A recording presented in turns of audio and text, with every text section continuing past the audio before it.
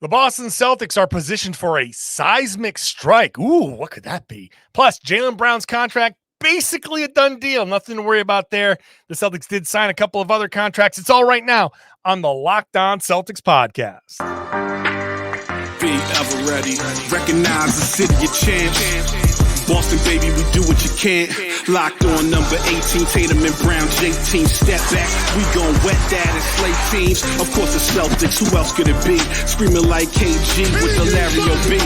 Karalis above average, assessing the team status. Best daily pod, no cap, salary matching. Clutch like Bird the DJ, keep John on replay. Prime time, dapping up the truth on the sideline. Raining J's, how it started, raising banners, how we finished. Locked on Celtics pod, home of the winners. B. Hey there, welcome back to the Locked On Celtics podcast, right here on the Locked On Podcast Network, where it is your team every day, Monday through Friday. I'm here for you with a free, fresh podcast dropped directly to your favorite podcasting app. If you subscribe, open it up, click subscribe, get notified once I drop this podcast. Ring the bell on YouTube, get notified when I drop the video version of the show. Hop into the comment section. Let me know what you think about the podcast, about the show, about me, whatever. I'm John Karalis, by the way. I used to play. Now I cover the Celtics for Boston Sports Journal. Today's show, we're talking about later on, we'll get into the official signings of O'Shea Brissett and Jordan Walsh and some of that stuff. Second segment will be about the Jaylen Brown Supermax and how that's basically done. But we're going to start here with the Celtics. The Celtics, according to Adam Himmelsbach of the Globe, positioned for a seismic strike. And we're going to do that with our buddy Tom Westerholm. Tom_NBA on Twitter. Are you well, what other social medias are we? Everybody's joining new social medias now. Oh, that's my fault. I did not unmute you. This is an outrage. This is I'm being shadow banned as I try to promote my new social media. I'm getting shadow banned already. That's right. An outrage. I am now on Threads at Tom X Westerholm, I believe. Yeah. Is what I it's got our Instagram handles. So yeah, hey, listen, man, some people follow me, man. So like I'll chat. I'm trying to hang out. Some dude with guy was Blue Sky. Have I given you a Blue Sky invite? Do I have a Blue Sky? I have not gotten a Blue Sky invite yet from you. I did request one. I don't even know if I have any of those as of right now. I'm on Blue Sky. The cool thing about Blue Sky is that nobody's on there, and so I got my name without the underscore. So there's the John Karalis on Twitter that never posts, he just has the handle, and it just I can't get the handle, so I had to go John_Karalis. Yeah. There's no John_Karalis available on Instagram at all. No John, so I'm Karalis44 there, and on Blue Sky I just got John Karalis. So that's pretty good. You know, it's nice. It's nice. I probably could have gotten Karalis if I wanted it, but I just decided to stick and keep it. Whatever. I have no invite codes yet. I'm not. That's genuinely upsetting, but I'll try to. Somebody with a Blue Sky invite code, hook up our guy here. Yeah. Find him on Threads. Whatever. You can find me on Threads now. Yeah. Whatever. It's too many social medias. Yeah. I'm intentionally being the old man calling them social medias. All right, let's talk about this. Adam Himmelsbach in the Globe wrote it's not like he wrote a piece that said the Celtics are preparing for a seismic trade. Right. But that when you write in the piece and like halfway down the piece, he's talking about the second round picks.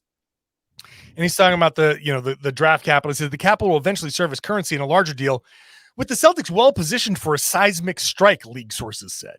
Okay, league sources said they're positioned for a seismic strike. And now all of a sudden the aggregators like, oh my God, seismic deal. Boston Celtics looking for a seismic deal. Oh, all right. They are positioned to make a bigger deal. But if the Celtics were on the verge, or if Adam Himmelsbach, trust me, would have pushed for that to be the headline of the story, not the second bullet point in a story headline, but by what we're going to talk about in the second segment. Yeah. So, yeah.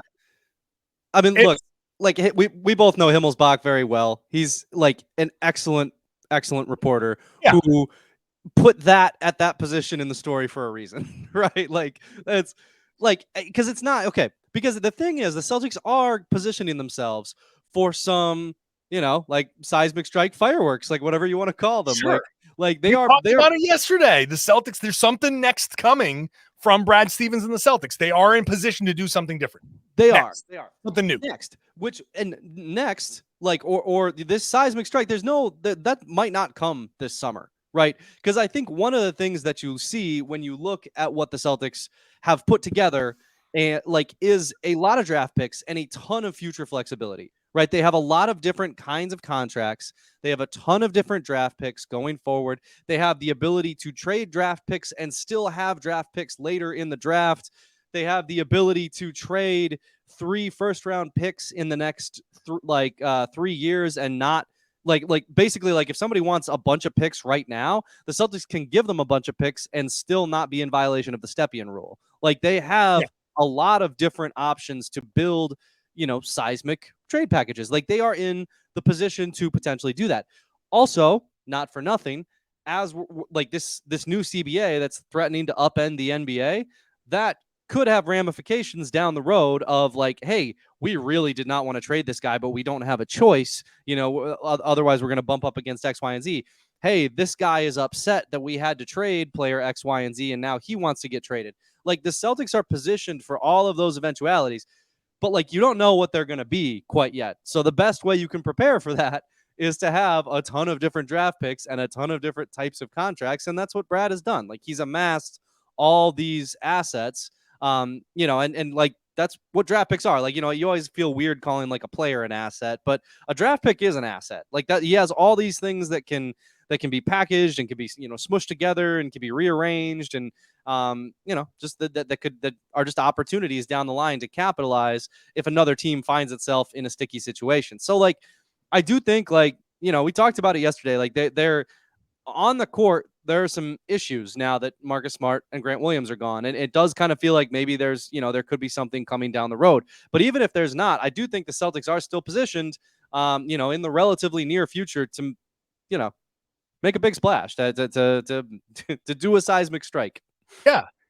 They have, after this season, yes, they will have Jaylen Brown, which we'll talk about next, on a Supermax extension.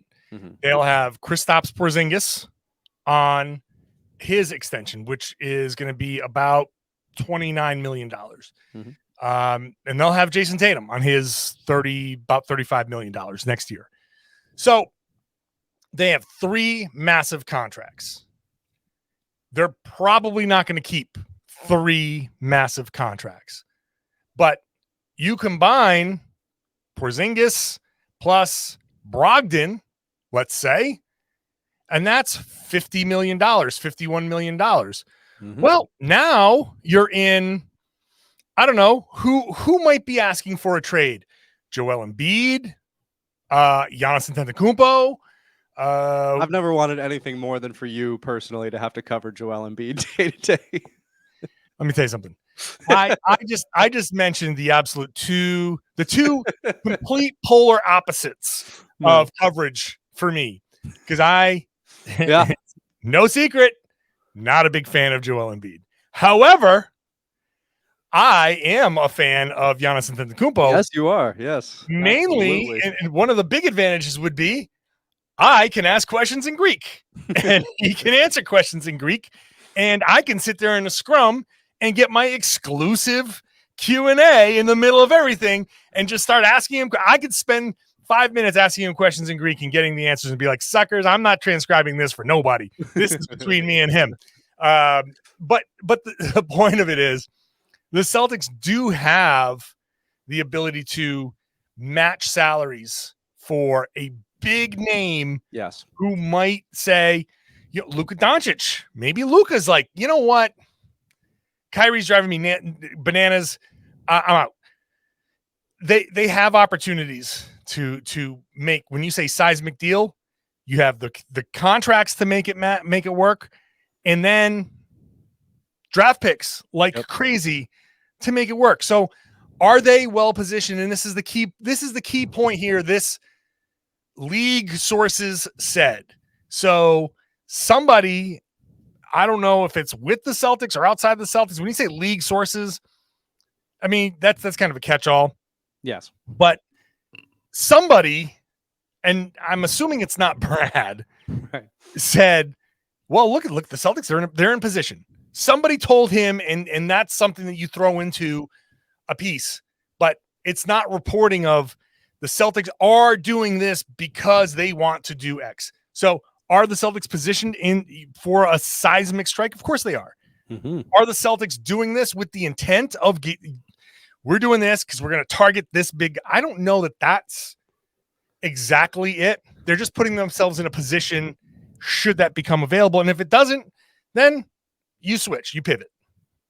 Yeah. And the thing about that exact quote, that phrasing, right, is that the Celtics are in position to do that. They're also potentially in position to do like smaller moves that could also make them contenders if that will help down the road instead, right? Like, next season they have 2 first-round picks. Like, those could be, like, if they could maybe trade those, to get a guy. They could trade those to get a guy and still keep one of them and, draft somebody who's on a cost-controlled rookie contract. They could package those 2 together and get, maybe into the late lottery in like next year when it's like a weaker draft. Like there's just flexibility. I just think that's what we're looking at with the Celtics, like all the way up and down. They can improve a little bit if they need to. They can take a big swing if they need to. And the ability to do both those things and everything in between is really going to be helpful for a team that wants to win championships and is also staring down the barrel of the new CBA.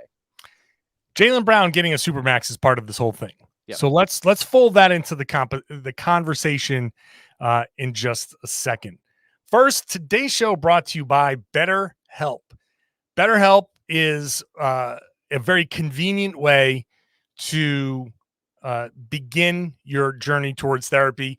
I'm a big proponent of therapy. It's helped me significantly in whatever you're trying to do, whether it's a long-standing issue that you want to try to work through, just trying to get through a stressful point in your life, everything in between. You can try that with BetterHelp, because BetterHelp is online, it's on the phone, it's through text, it's however you want to do it. You don't have to try to figure out which therapist is in your area. Where can I drive to? Is this person going to be for me? And if this person isn't for me, where the hell else am I going to drive to?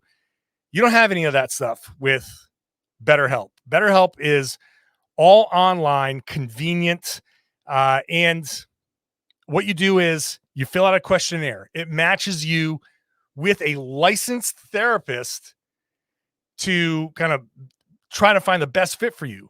If it works right away, great. If it doesn't, not a problem. You just switch. No need there's no additional charge, no nothing. You just get to that next person and you start with hopefully somebody you're more comfortable with. It's all online, designed to be convenient, flexible, suited to your schedule. Let therapy be your map with BetterHelp. Visit BetterHelp.com/LockedOnNBA today to get 10% off your first month. It's BetterHelp, HELP.com/LockedOnNBA.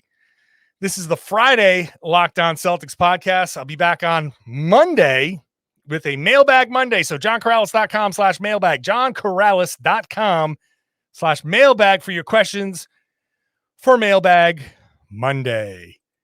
Let's get to the Jaylen Brown Supermax, which was also part of the Adam Himmelsbach reporting.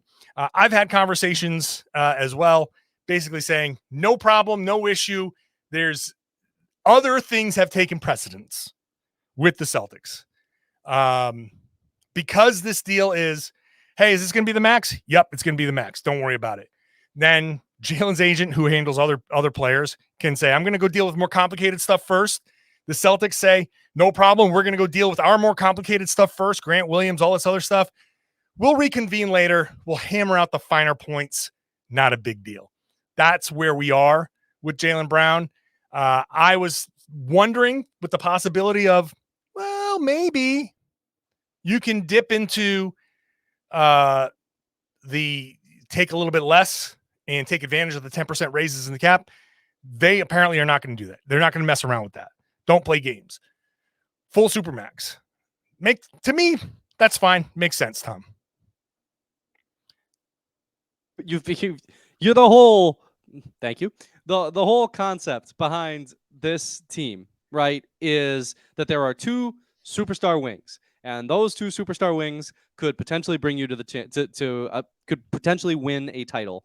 And we've seen that team make the finals. We've seen that team, play really well at times. We've seen that team look like, like the easily the best team in the league last year. Like easily the best team in the league. Not last year, but toward the end of the previous season, right? Sure, like yeah. we've seen really great basketball from this group, and the core of that is Jaylen Brown and Jayson Tatum.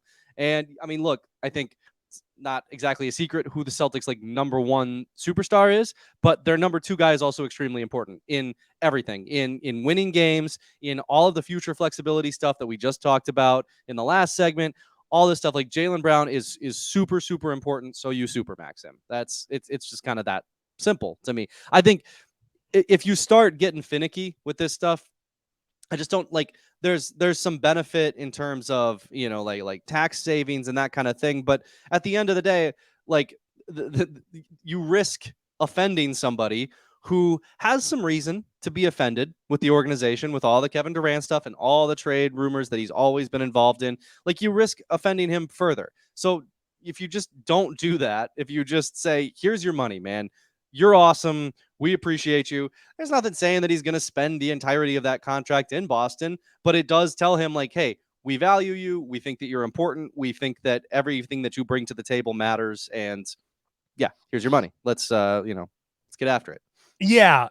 Look, I if I was Brad Stevens, I would have just maybe framed it the other way and said, hey, look, guys, the cap's going up by 10% each year. We're giving you 8% raises. Would you want to try a little something and help us out? We'll give you the exact same amount of money. Here's the formula for getting the exact same amount of money. Right. We're not trying to screw you. We're not trying to screw you. Now, there is a little bit of a wink deal there that says we are going to give you the max again, 35% again. That Jaylen would have to be like, okay, I'm trusting you guys, but also you are making him a free agent, and him as an unrestricted free agent in a few years would be, I'm sure he'd go out and get the plenty of money. Yep. So, I feel like there was a way to broach it to say, we're not trying to say take less because we don't think you're worth it. We're saying we want to give you, I forget that it's like almost $300 million, 290, whatever it is. 295. Yeah. Yeah. We'll give you a path to 295 if you do this and take a little bit less. That just helps us out with whatever. But ultimately, that part didn't matter because the Celtics were never going to play the game with Grant Williams. Right. And right.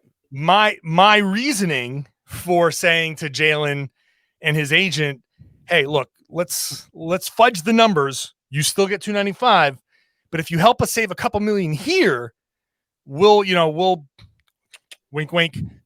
You'll get that max in a few years, no matter what. But if they weren't going to play that game with Grant Williams, then whatever, just give him the super max and just shut up and just be happy. Everybody loves Jaylen Brown. We're not going to mess around with Jaylen Brown. And frankly, Tom, Jaylen is one of the more sensitive, I think, players on the team. Yeah. And we've seen him kind of get into his own head on the court. We've seen him kind of be very introspective. We've seen him kind of be that type of player that internalizes a lot. He's even admitted to internalizing a lot. So it would be easier for them to go to Jayson Tatum and be like, hey, what do you think about playing this game with us? Because he doesn't care. He sees the business. Jaylen is more about, this is respect. He's the one wearing the water your plants, sure, he's, he is very much about like, pay me my money. So playing that game with him, as much as on a practical level, I'd say, yeah, let's just see what he says. And a real level, not worth, like you said, not worth offending the guy, having him take something the wrong way, and have you be like, oh God, we just wanted to, we weren't trying to screw you. We swear, and have him be like, you know what? I'm out. Yeah. Give me the 2+1 and then I'm out of here in 2 years. Yeah. Yeah. You just don't roll those dice. And like, again, like Jaylen, playing ball with the Celtics, like he maybe you could have talked to him about it, but at the same time, like, he like if you're talking about like pure like respect and giving him kind of the contract that he's earned and all this stuff, like again, this is a guy who's been in trade rumors like literally since the day he was drafted. Like that was the first time. That was there was the Jimmy Butler, there was the Anthony Davis, there was the Damian Lillard the first Kawhi time Leonard. around, there was the James Harden, there was the Kawhi Leonard. Like, yeah, like maybe the guy just kind of wants like, no, let's keep it simple. I've had enough complicated stuff in Boston. Just give me my money and we'll work it out from there. And I think it's obviously that every signal is that that's what's coming down the line. So that's a good thing, I think. But it doesn't preclude the Celtics from trading him. Not one bit. It doesn't preclude. Not one bit. And this is going to be an interesting season because I still stand by it. I don't think teams, especially a team like Boston, I don't think they're going to be able to carry three huge salaries the way they are. And Jalen's going to be up in the $40 million range. Porzingis is going to take less. He's a little less than 30, but Tatum's going to be at 32. He's at 32 this year. Next year, he's going to be at 35 almost. So 35 next year for Tatum, 29 for Porzingis. So, and then you add in Jaylen Brown's 40 plus. That's too much. It's too much for a team that's going to be trying to avoid that second apron. Sorry. So one of the things, and we'll probably talk about this a lot this summer. This is in a way to me an audition. Which pair works best together? And you can say the least likely scenario is going to be like, wow, it's Jaylen and Porzingis, so goodbye Tatum. But it's either Tatum and Brown or Tatum and Porzingis.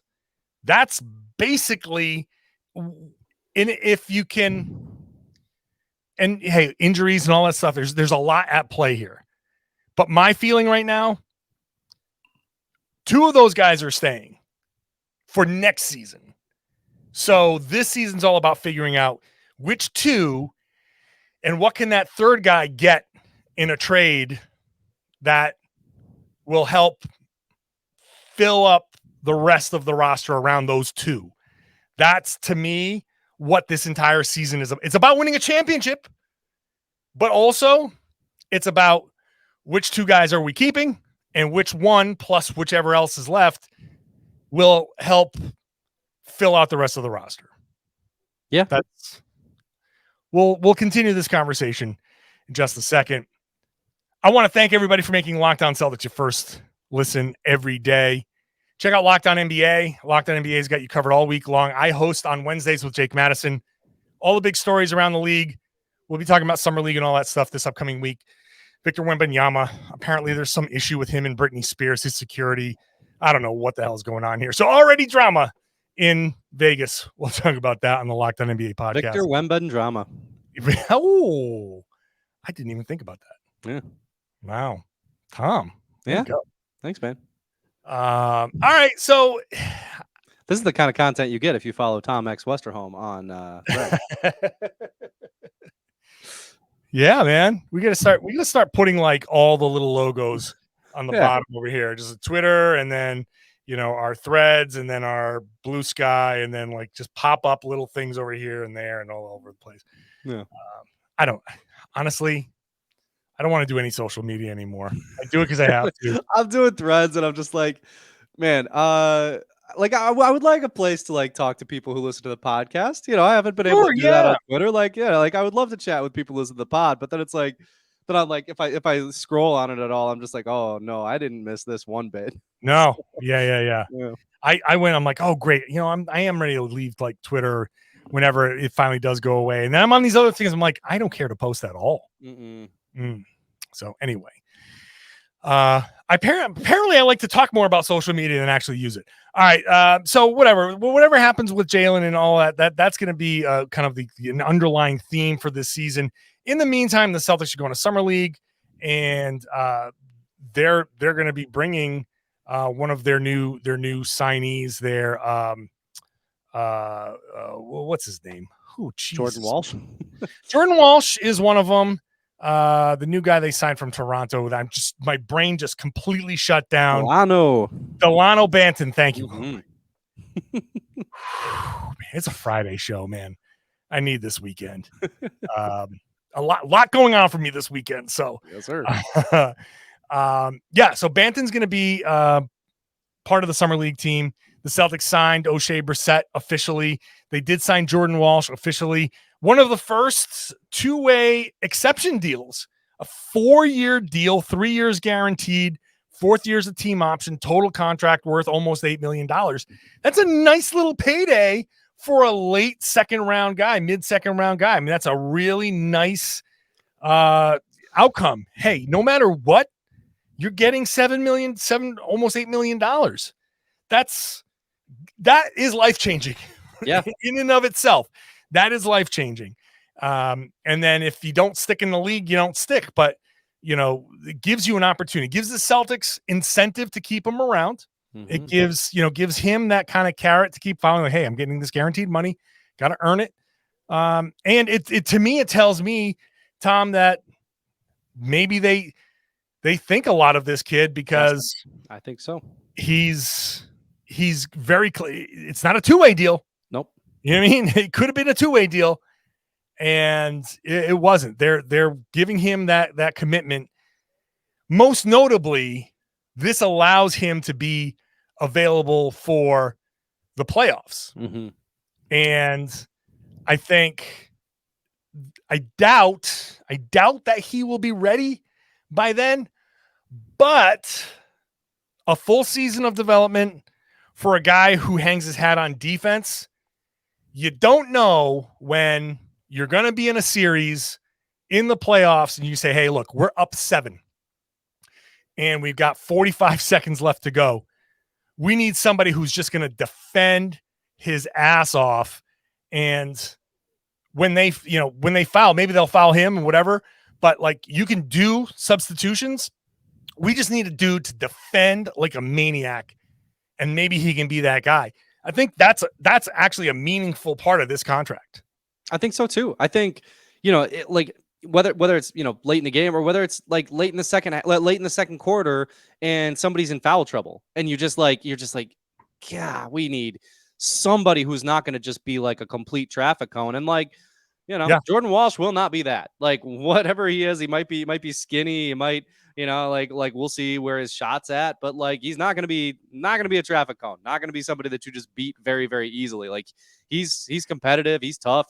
And I think, you talk about the Celtics having a high opinion of him. I think they do. I think you heard it when Brad was talking after the draft. Like I've said this before, but I mean, the way he talked about JD Davison was completely different than the way he talks about Jordan Walsh. Like the stuff that he's saying about Walsh's 3-pointer, like I think the team really believes in his 3-point shot, that's going to come around and be like a useful part of his game.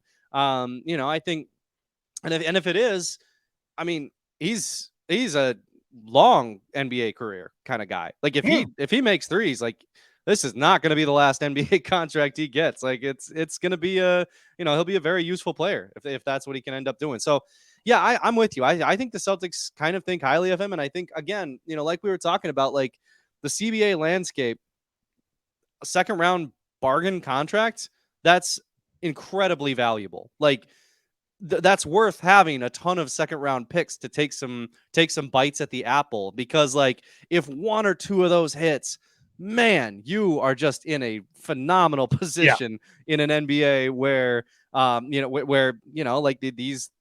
these rosters are about to be a lot more complicated than they were before. So yeah, I think there's developing Jordan Walsh and turning him into a potential role player on this team, there's a lot of benefit to that if you're the Celtics. The 25th spot rookie scale is 2.1 million, then 2.3, then 2.4. And then, there's team options. Then you become fourth year is an 80%. Let's see. Yeah, there's a fourth year, and then there's a qualifying offer. So the Celtics basically get him for a similar contract as that late that late first rounder, but without some of the other stuff attached. So it's a pretty good deal. It does show the value of a second round pick, I think. And you might have mentioned it. I think Keith might have mentioned it. This really shows the importance of your scouting department. Yeah. I don't know what Jordan Walsh is going to be. They're betting on him. They didn't use the two-way. They gave him this guaranteed contract. If the scouting is correct and you hit on him in the second round as just a rotation guy, then you win. Yeah. You win. Yep. Because you've got 4 years of him. If he comes out of this year and, hey, if by the end of this season you throw him in for 15 seconds at the end of the first half when the other team has possession and you need a stop to maintain some momentum, and he's out there and he can switch effectively without fouling and force a tough shot that misses, then he has already done everything you want him to do for this season. If he's capable of doing that, and then next season he's capable of doing more, I mean, that to me would be a high-end result, but not out of the question result to say, hey, we need a long, switchy defender for 15 seconds in a playoff game. Here's this rookie. It's not the best. You might want Marcus Smart there instead, but considering the circumstances, if that's how it goes, and now you've got $2 million plus, locked up for the next 2, 3 years, 4 years, that helps you build the rest of your team, and then you can figure it out from there. And then who knows from year 5, that's way down the road. So the scouting department is going to earn their paychecks with picks like this. And if he works out, then they're probably going to be a little pizza party at the Auerbach Center. But I like it. I think that I do like the kid. He's, first of all, I'm talking to some people, within the Celtics, and just having Jordan Walsh around, it's just, you know what? This is refreshing. There's this feeling of this kid's just so happy to be there. He's so happy, Tom, to be there. You can see that this is a kid. He guaranteed 100% took a selfie of himself in the mirror wearing his Celtics jersey. 100% he did that.